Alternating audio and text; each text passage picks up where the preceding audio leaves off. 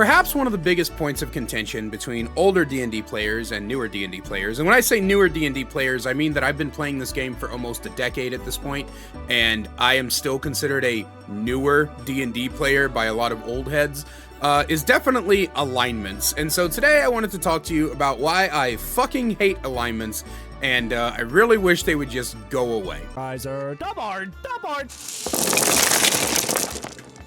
I take how much damage? So, the very first thing you might be wondering is, what is alignments? Or at the very least, you might not be able to fully picture alignments. Most of the time, if you had even a passing interest in 2010's meme era, then you might have seen the grid. If you're not aware of what I'm saying, the grid is a 3x3 square that has lawful, neutral, and chaotic across the top, and then on the side it's got good, neutral, and bad or evil. And you'll often see this grid scattered with absolute incorrect representations of fictional characters. And that's actually the first reason I don't like alignments, is because nobody fucking knows how they work. A big thing in alignments, normally what happens is the good and the neutral and the evil along the side are pretty easy to understand, right? Those pertain to morality. But then people will look at the top of the grid, the lawful, the neutral, and the chaotic, and immediately misattribute what those things mean.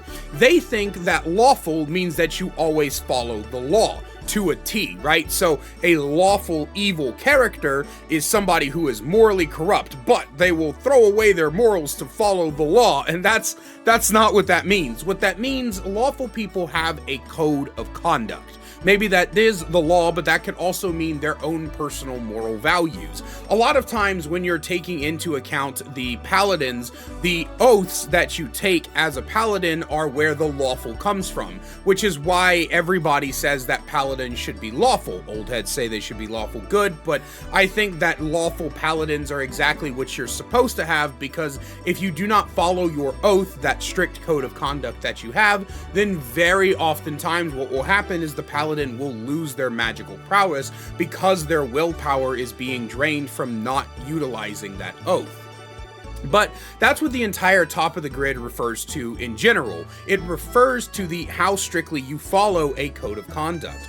Neutral characters from the neutral top part of the grid might follow that code of conduct, but they also might change their mind given the situation. So if you have something where their code of conduct might say that they never kill a human being, but they have to kill someone in self-defense, then a neutral character will break that rule and kill that human being. The chaotic person is the, well, most chaotic. They might have a code of conduct, but it's very loose and they don't strictly adhere to it. Most of the time, chaotic people take things on a basis by basis case. And so you can already see how a lot of this is vastly misunderstood, with a lot of people thinking that chaotic evil is just the bad of the bad. That is the top tier of the horrid people on the planet, and that's just not how the alignments chart works. Which kind of leads me to the second part that I really don't like about alignments. It's based off of that confusion, and it's how limiting it is. Everything I just described to you is going to be disagreed with within the comments section by somebody. And I'm not even going to necessarily say that it's going to be by an old head of Dungeons & Dragons. It could very well be by somebody who's been playing the game for as long as I have.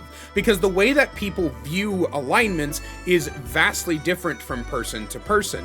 And what's even worse about that is how some dungeon masters like to use alignments to lock you into essentially little, well, boxes, for lack of a better word.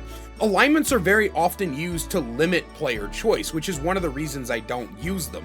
You might have a lawful good character, but maybe that lawful good character does something that's not technically morally good, but then the dungeon master will either go one of two ways. They will either force your alignment to shift, which is the more preferred way of doing it, because alignments should never be a set in stone thing of a character. People learn and they grow and they change as they get older and they experience more of the world.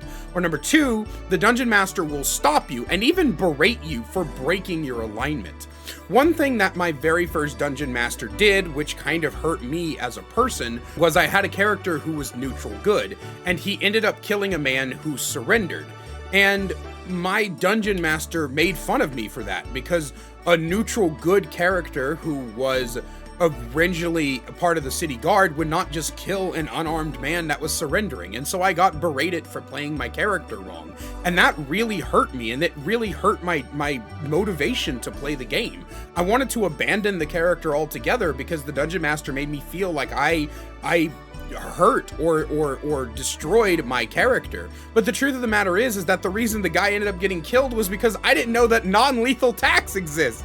I didn't know that non-lethal attacks existed because no one explained it to me. I just wanted to knock the guy out, but I didn't know I had to say it.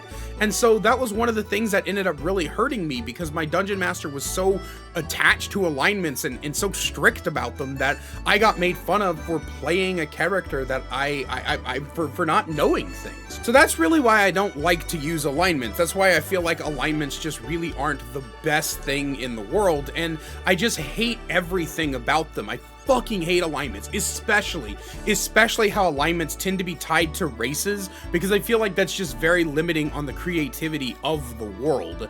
And one day I'm going to do a video about how those books back there are just guidelines and people really need to stop adhering super hard to them, because sometimes you can get creative, sometimes you can get really into things, and you can deviate from what the rules say. And I feel like alignments are just an outdated, bygone thing that really don't help anybody. I feel like you can actually get rid of the top of the grid, because a lot of people like to say, well, alignments matter when deciding a god to worship.